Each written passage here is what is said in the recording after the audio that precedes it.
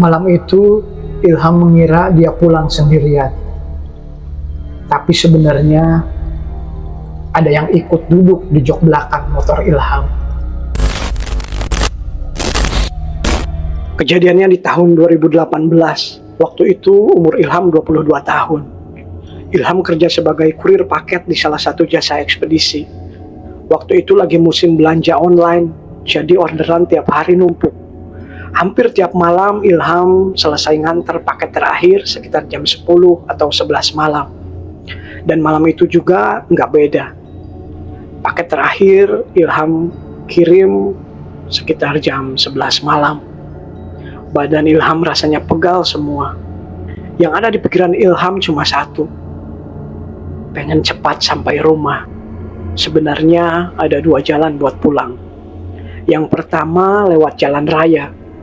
Jalannya lebih terang, lebih ramai, tapi muternya lumayan jauh. Yang kedua lewat jalan pintas. Jalan sempit, nembus sawah sama kebun-kebun bambu. Kalau lewat situ, waktu tempuh bisa selisih setengah jam. Karena udah capek, tanpa mikir panjang, Ilham langsung belok ke jalan pintas tersebut. Padahal, beberapa hari sebelumnya, tetangga Ilham sempat ngingetin, "Ham, kalau malam, jangan lewat situ, Ham." Ilham cuma ketawa. "Memangnya kenapa, Pak?" Beliau cuma senyum tipis. "Pokoknya jangan." Waktu itu, Ilham anggap omongan itu cuma mitos. Soalnya Ilham udah beberapa kali lewat situ dan nggak pernah terjadi apa-apa. Dan begitu masuk ke jalan kecil itu, suasana langsung berubah. Lampu jalan nggak ada. Yang nerangin cuma lampu motor Ilham. Di kanan kiri cuma hamparan sawah. Sesekali ada rumpun bambu yang bergoyang pelan. Dan entah kenapa malam itu terasa lebih sunyi dari biasanya. Bahkan suara mesin motor Ilham terdengar lebih keras. Beberapa menit pertama masih aman. Sampai akhirnya Ilham nyium bau bunga melati.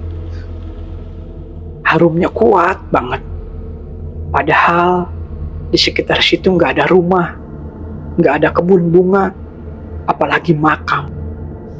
Ilham sempat nengok kanan kiri, tapi nggak ada apa-apa. Ilham halu kali ya, gumam Ilham dalam hati. Motor terus Ilham jalanin. Belum jauh dari situ, tiba-tiba angin dingin menyapu badan Ilham.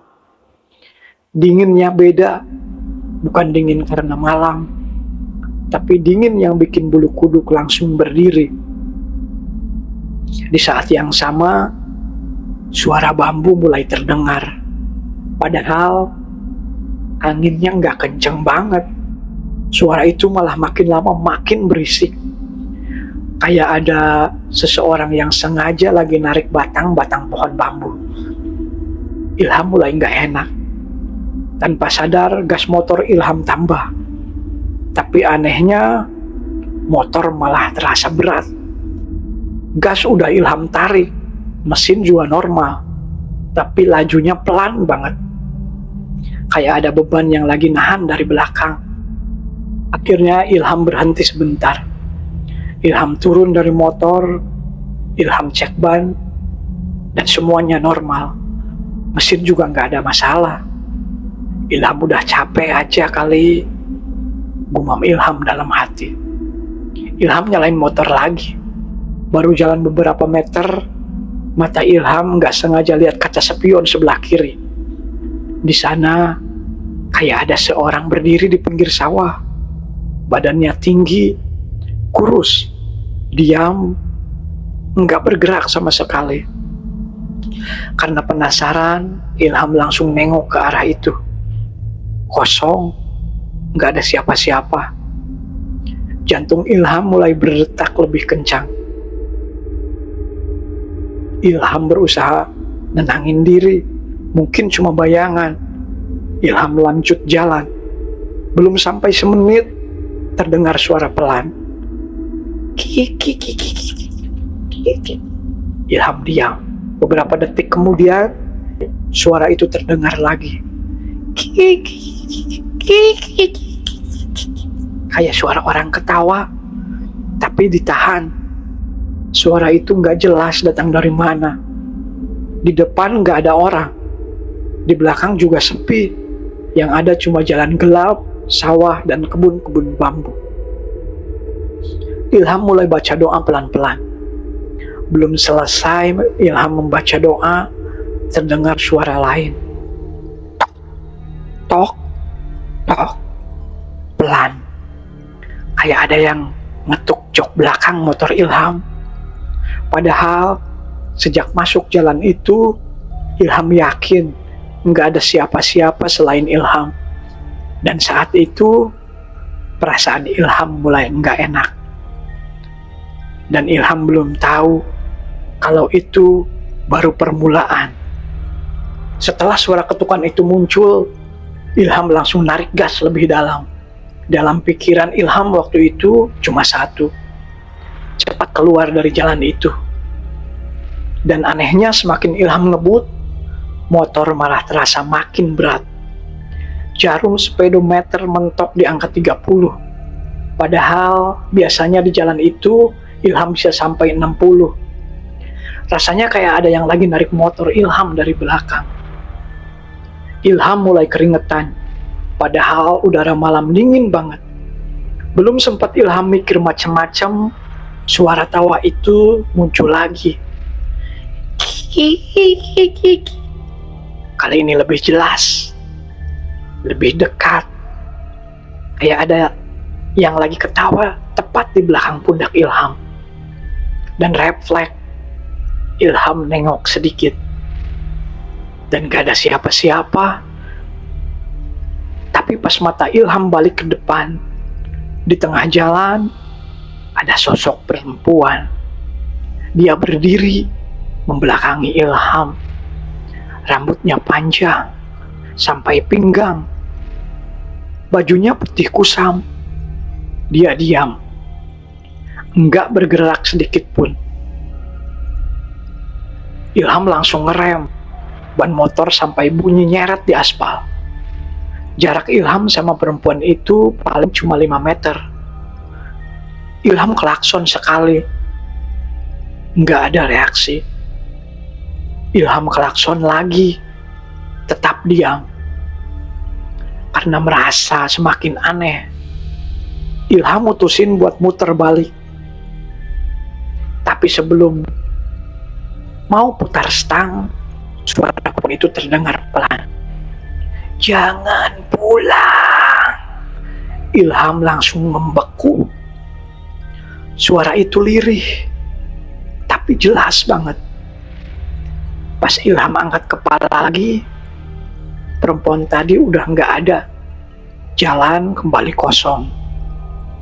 Saat itulah bulu kuduk Ilham semakin berdiri. Karena dari kaca spion sebelah kanan, Ilham lihat ada sesuatu. Awalnya Ilham kira bayangan pohon, tapi benda itu bergerak pelan. Semakin lama semakin tinggi, kayak seseorang yang lagi berdiri tepat di belakang motor Ilham. Ilham langsung alihin pandangan ke depan. Jantung Ilham udah nggak karuan. Dalam hati Ilham terus membaca doa. Dan beberapa detik kemudian terdengar suara. Tok, tok, tok. Ketukan itu muncul lagi. Sekarang lebih keras. Dan bukan dari jok. Tapi dari box paket yang dibawa di belakang motor. Kayak ada seseorang yang lagi mengetuk dari dalam. Padahal box itu kosong. Paket terakhir udah Ilham anter. Ilham berusaha nggak peduli. Motor terus Ilham pacu. Tapi setiap beberapa meter, ketukan itu terus terdengar. Tok, tok, tok. Lama-lama berubah. Jadi brak, brak, brak. Yang berusaha keluar dari dalam box. Tangan Ilham semakin bergetar. Ilham hampir kehilangan kendali. Lalu, tanpa sengaja, mata Ilham kembali melihat kaca spion. Dan saat itulah, napas Ilham langsung sesak. Di belakang motor, ada sosok makhluk. Tubuhnya kurus, kulitnya pucat keabu-abuan. Rambutnya acak-acakan menutupi sebagian wajah. Tapi yang paling bikin Ilham gak bisa lupa, tangannya. Jarinya panjang-panjang. Panjangnya gak masuk akal. Masing-masing jari hampir menyentuh aspal. Kukunya hitam, runcing. Jari-jari itu mencengkram box paket di belakang motor Ilham. Makhluk itu pelan-pelan mengangkat kepalanya. Di balik rambutnya, terlihat sepasang mata yang hitam pekat. Tatapannya lurus ke arah Ilham lewat kaca spion. Lalu mulutnya pelan-pelan tersenyum. Senyumnya lebar, terlalu lebar untuk ukuran manusia. Dan di saat yang sama terdengar suara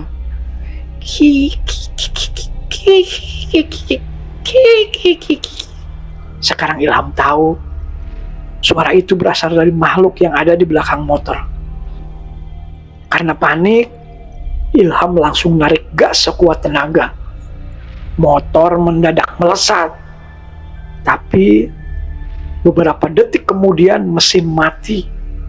Lampu motor ikut padam. Dan Ilham benar-benar berhenti di tengah jalan yang gelap gulita. Dan begitu mesin motor mati, suasana langsung berubah jadi sunyi. Sunyi yang bikin telinga Ilham berdenging.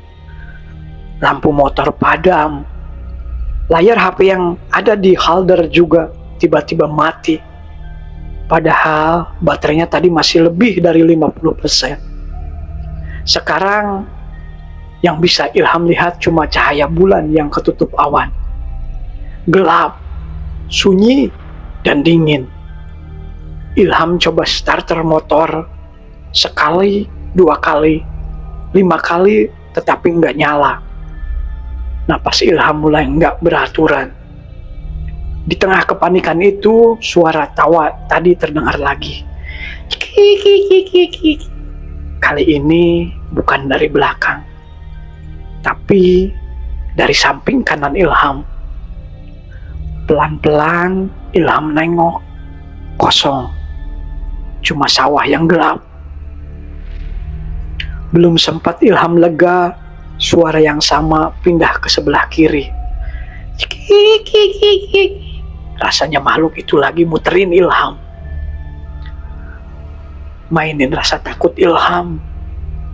Ilham genggam stang motor sekuat tenaga.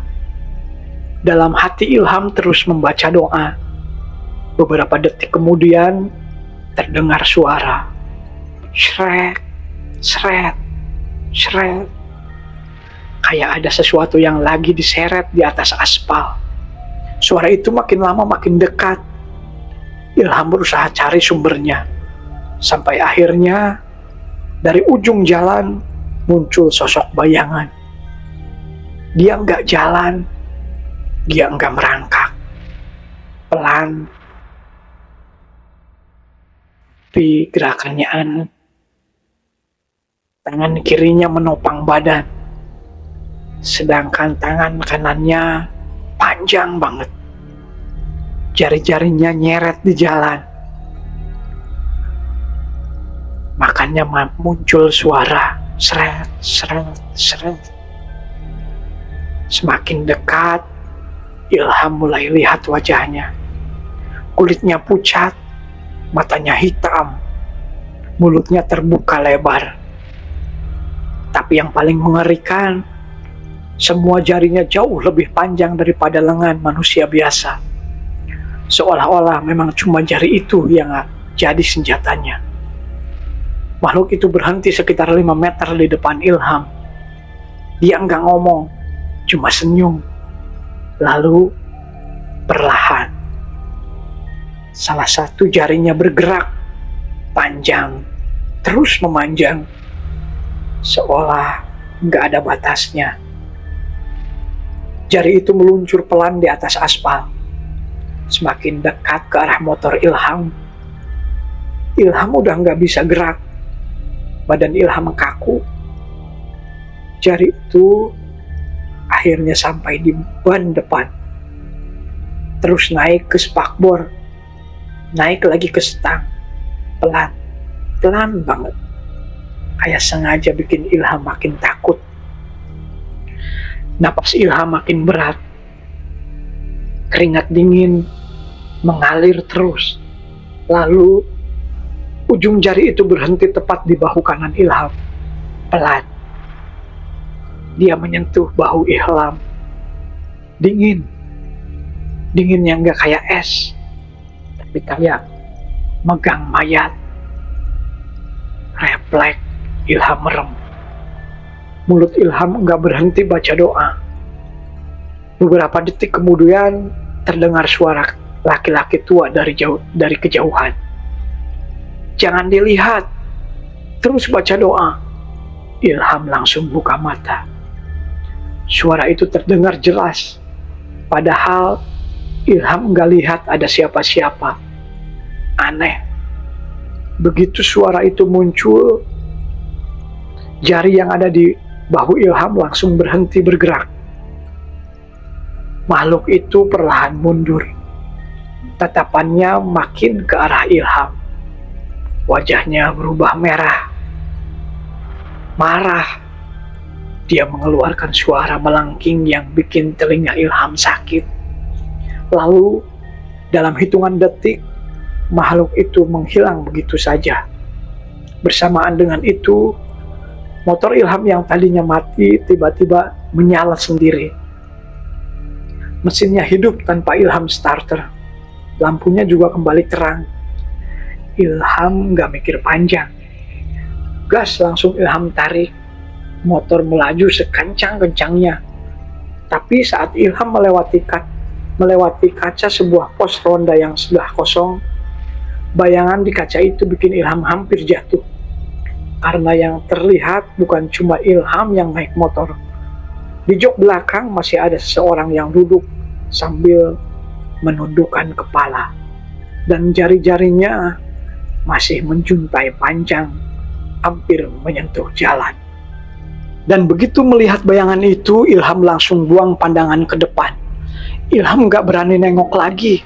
Yang ada di pikiran Ilham cuma satu, sampai rumah secepat mungkin. Motor Ilham pacu sekencang-kencangnya. Dan aneh, sekarang motornya malah enteng. Nggak kayak tadi yang rasanya berat banget. Tapi entah kenapa, setiap lihat ke kaca spion, bayangan di jok belakang masih ada.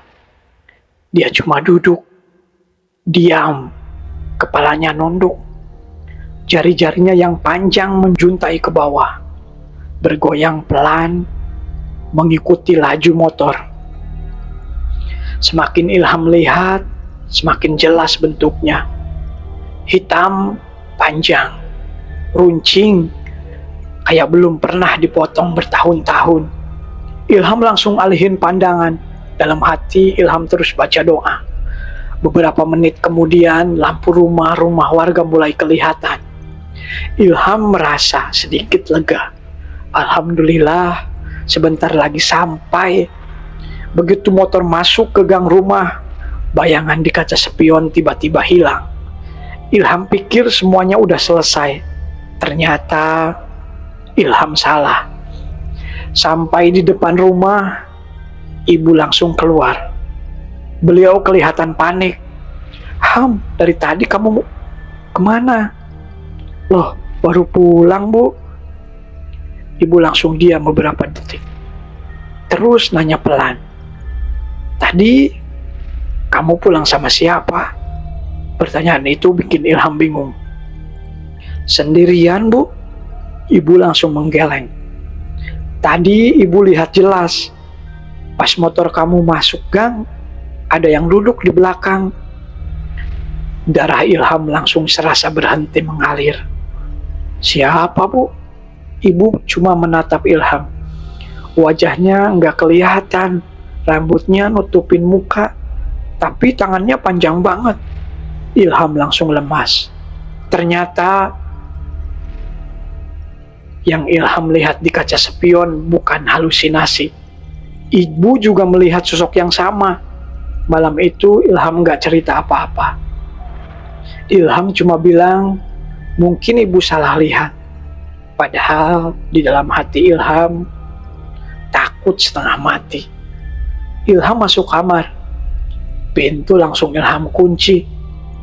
Baju kerja Ilham lepas. Pas lagi ganti baju di depan cermin, Ilham baru sadar.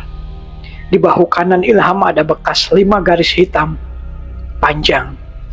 Persis kayak bekas dicakar jari. Padahal kulit Ilham nggak luka. Bekas itu cuma berwarna kehitaman. Dan anehnya, kalau disentuh rasanya dingin. Malam itu Ilham susah tidur. Setiap kali hampir terlelap, selalu terdengar suara yang sama. Tok, tok, tok. Awalnya Ilham kira suara ranting kena jendela. Tapi lama-lama bunyinya pindah. Tok, tok, tok. Sekarang berasal dari pintu kamar. Ilham memberanikan diri ngintip lewat lubang pintu. Nggak ada siapa-siapa. Begitu balik ke kasur, suara itu terdengar lagi. Kali ini tepat dari bawah ranjang. Tok, tok, tok. Disusul suara tawa pelan yang udah sangat Ilham kenal.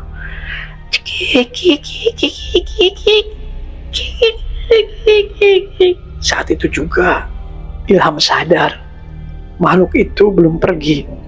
Dia ikut sampai ke rumah. Dan malam itu Ilham sama sekali nggak bisa tidur. Setiap beberapa menit suara ketukan dari bawah ranjang selalu muncul. Tok, tok, tok. Kadang pelan, kadang keras. Seolah-olah ada yang lagi nyoba narik perhatian Ilham. Ilham cuma bisa duduk di pojok kasur sambil terus membaca doa. Menjelang subuh suara itu akhirnya berhenti. Ilham pikir semuanya sudah selesai. Tapi ternyata gangguannya baru dimulai. Besok paginya badan Ilham demam. Panasnya tinggi banget. Ibu sampai panik karena badan Ilham menggigil terus. Dan yang aneh, setiap Ilham merem, Ilham selalu mimpi ada tangan dengan jari-jari panjang keluar dari kolong tempat tidur. Pelan-pelan tangan itu nyari kaki Ilham. Begitu hampir nyentuh, Ilham langsung kebangun sambil ngos-ngosan. Mimpi itu terus berulang selama 3 malam berturut-turut. Akhirnya ibu mengajak Ilham ketemu seorang kakek yang dikenal sering membantu orang-orang yang mengalami gangguan seperti itu. Rumahnya sederhana. Begitu Ilham duduk di depannya, beliau cuma menatap Ilham beberapa detik. Belum sempat Ilham bercerita, beliau langsung bilang, "Kamu lihat dia di kaca spion ya?" Ilham langsung kaget. Pelan-pelan Ilham mengangguk. Beliau kembali bertanya, "Terus, kamu sempat nengok ke belakang?" Ilham menjawab, "Iya," refleks. Kakek itu menarik napas panjang. "Itu yang nggak boleh." Beliau kemudian bercerita kalau warga sekitar sudah lama mengenal sosok yang disebut jurik jarian. Konon, makhluk itu sering muncul di jalan yang sepi. Dia sengaja membuat orang penasaran. Kadang menampakkan perempuan, kadang cuma suara. Kadang hanya bau melati. Kalau orang mulai takut, lalu melihat ke belakang atau ke kaca spion, dia akan merasa diakui keberadaannya. Dan sejak saat itu, dia bilang, dia bisa mengikuti orang tersebut sampai ke rumah. Beliau lalu mendoakan Ilham Air putih yang sudah dibacakan doa disuruh Ilham minum. Sisanya dipakai buat cuci muka dan mandi. Sebelum Ilham pulang, beliau cuma berpesan satu hal. Kalau suatu hari kamu lewat jalan sepi lagi, apapun yang kamu dengar, jangan pernah menoleh. Sejak hari itu, gangguan yang Ilham rasain memang perlahan hilang. Bekas hitam di bahu Ilham juga menghilang. Mimpi buruk berhenti. Dan suara ketukan dari bawah ranjang nggak pernah terdengar lagi. Tapi, Ilham benar-benar kapok. Kalau pulang malam, Ilham selalu pilih jalan raya. Walaupun lebih jauh, setidaknya Ilham nggak perlu melewati jalan tempat pertama kali Ilham bertemu makhluk itu. Beberapa bulan setelah kejadian itu, Ilham sempat dengar kabar. Ada pengendara motor lain yang pingsan di jalan yang sama. Katanya, sebelum jatuh dia terus teriak sambil nunjuk ke kaca spion motornya. Waktu ditanya warga apa yang dia lihat, dia cuma bilang satu kalimat, jarinya panjang banget.